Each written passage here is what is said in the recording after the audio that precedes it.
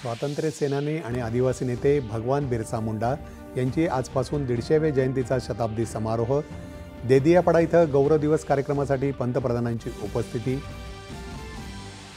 बिहार विधानसभा निवडणुकीत 200चा आकडा पार करत रालोआची ऐतिहासिक विजय।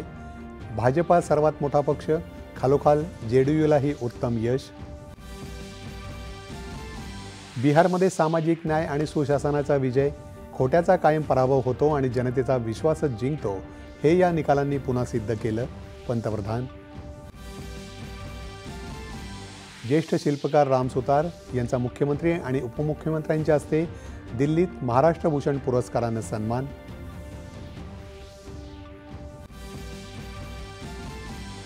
चतुरस्त्र अभिनेत्री निवेदिता सराफ यांचा यंदाचा गंधार गौरव पुरस्कार देऊन सन्मान।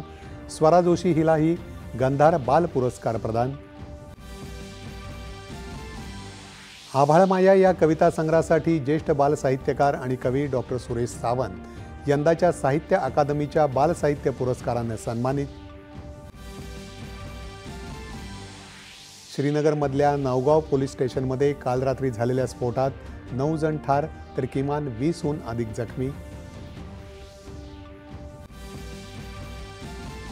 जपान मास्टर्स स्पर्धेत भारताचा बॅडमिंटनपटू लक्ष्य सेन याची उपांत्य फेरीत धडक।